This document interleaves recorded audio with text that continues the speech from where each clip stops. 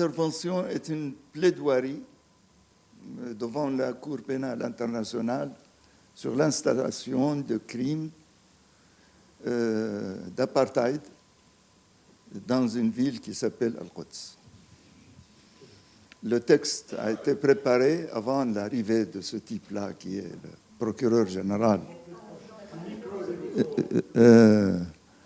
qui est venu pour arrêter tout ce qu'il y a poursuite à l'égard des États qui sont proches de siens, même s'il est ahmadi, comme on dit chez nous, mais il est britannique.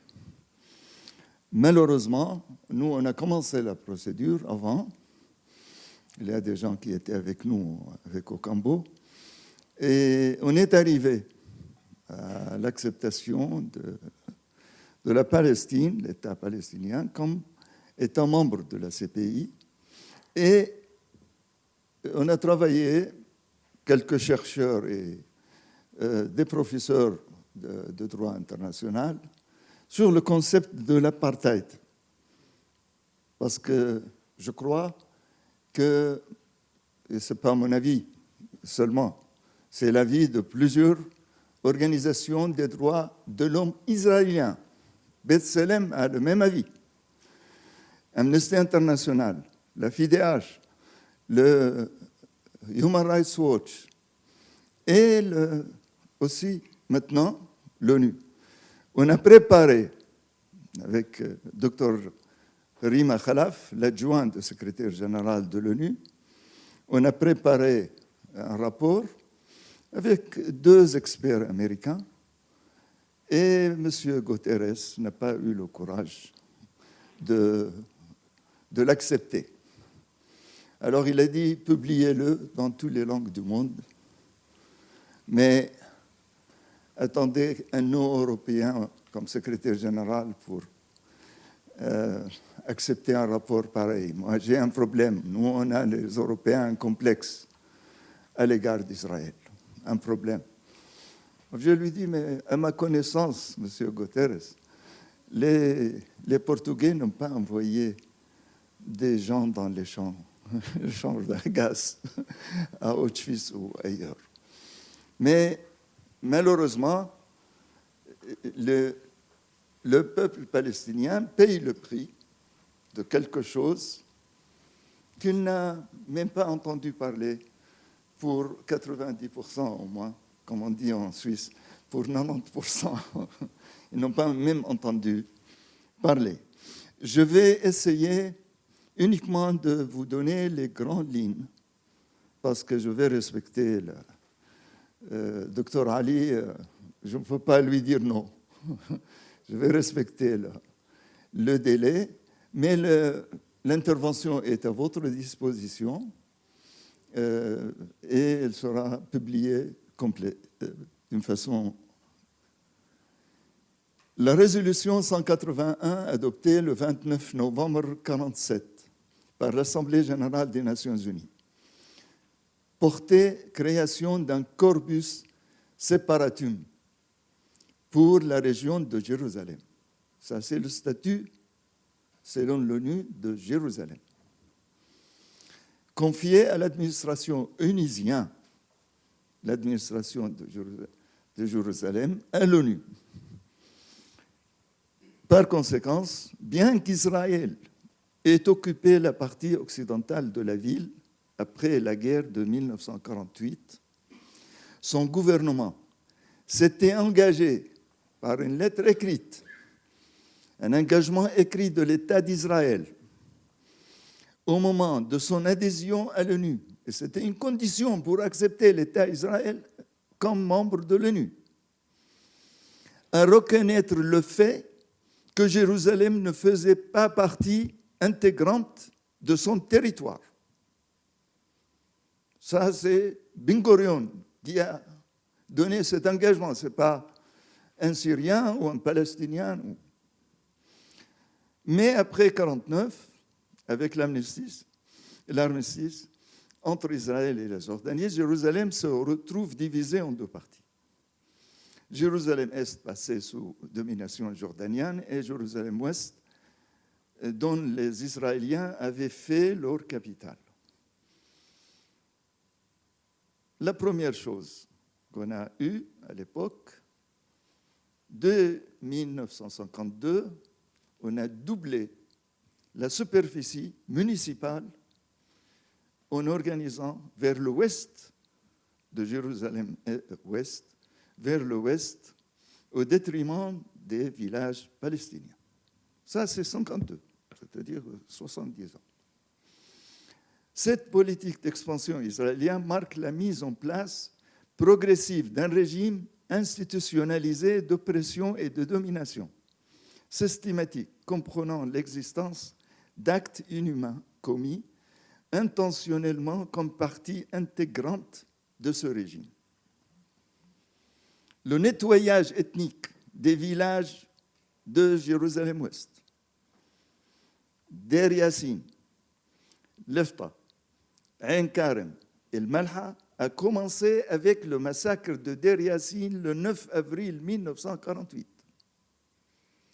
En vain, par une lettre publiée au New York Times, le 2 décembre 1948, Albert Einstein et Hannah Arendt et 25 autres intellectuels juifs américains ont tenté d'alerter l'opinion publique aux États-Unis sur le projet de Menachem Begin, parce que c'était le Menachem Begin qui a demandé, et c'est Begin, le Premier ministre, qui a appliqué. Alors, il dénonce le projet, je cite Einstein et Arendt, de prêcher Menachem Begin et son parti et ce projet-là pour la judification de Jérusalem.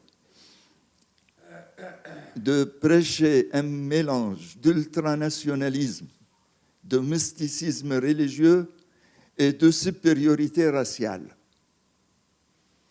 Ils ont qualifié ce qui arrive par ces trois mots.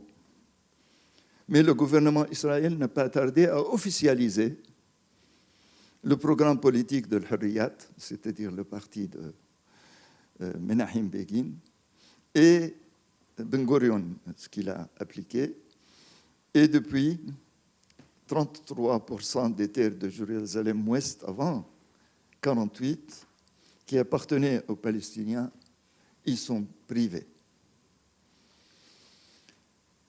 Le Knesset a adopté une douzaine de lois depuis pour le transfert de ces terres arabes à Israël, incluant, entre autres, j'ai énuméré les lois et chacun, et dans l'annexe, j'ai l'ensemble des textes de loi pour celui qui est intéressé par ce plaidoirie.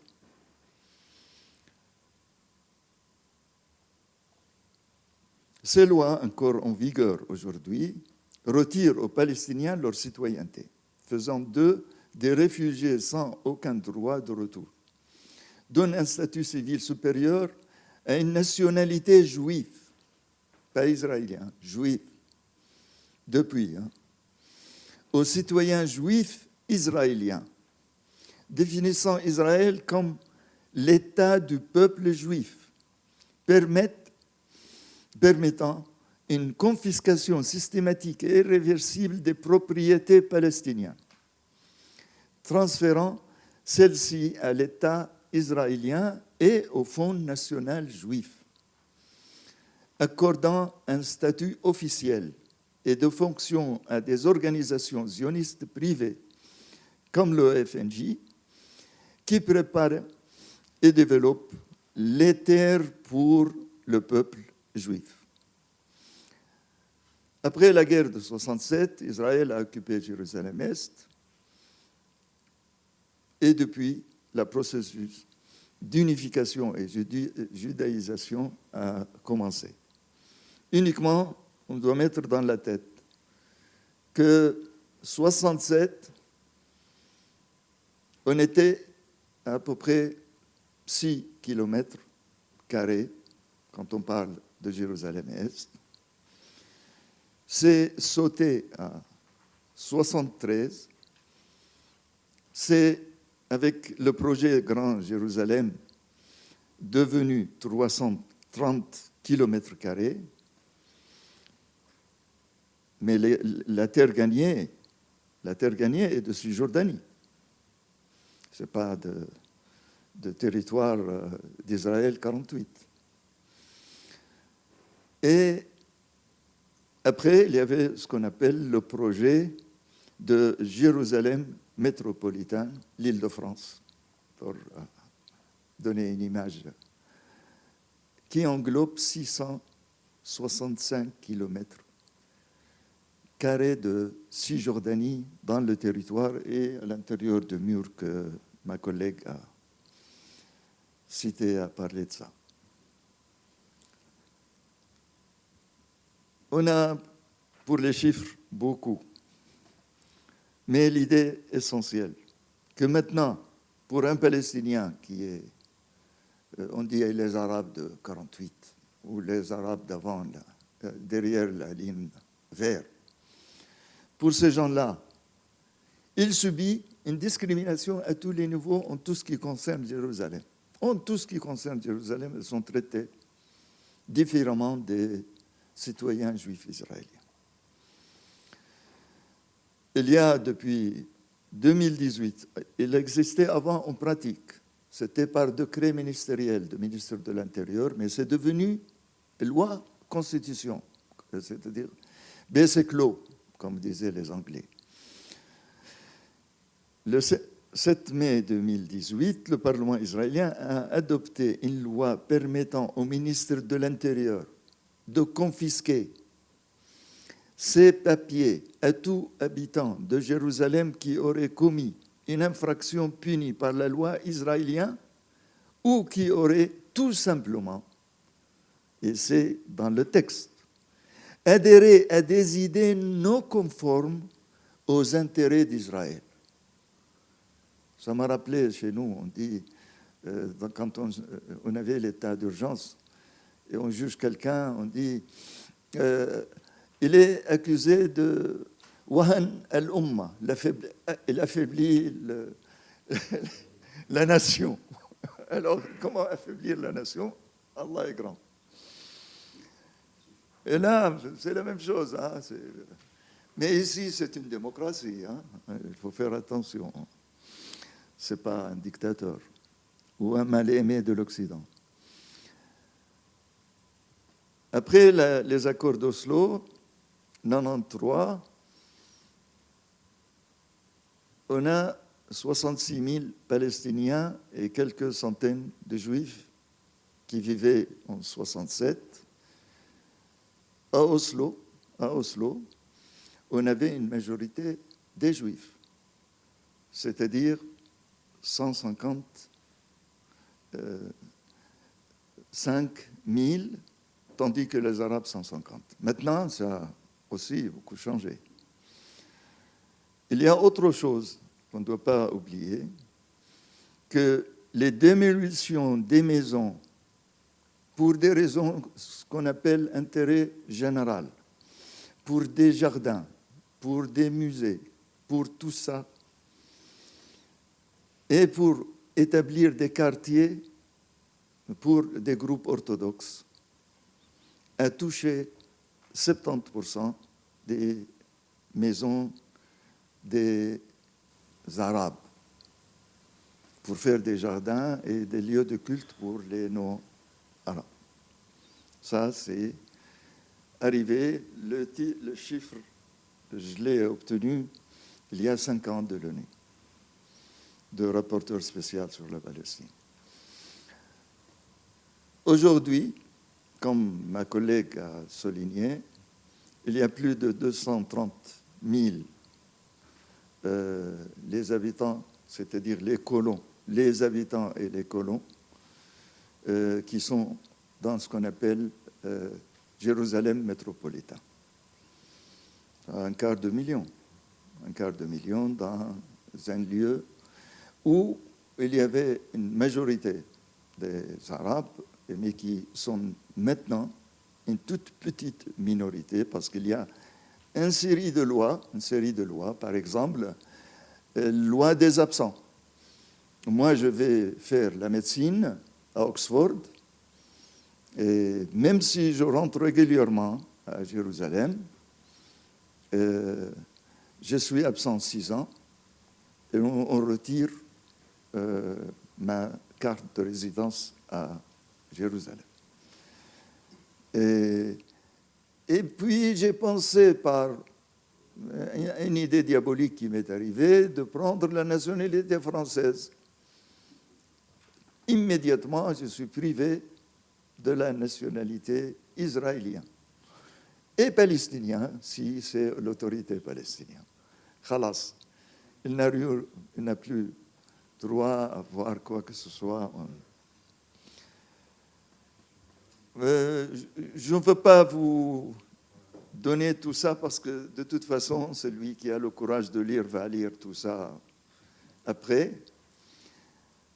Mais je reprends avec la notion juridique internationale de crime pour apartheid, qui est définie par la résolution 3068 de l'Assemblée nationale à 73.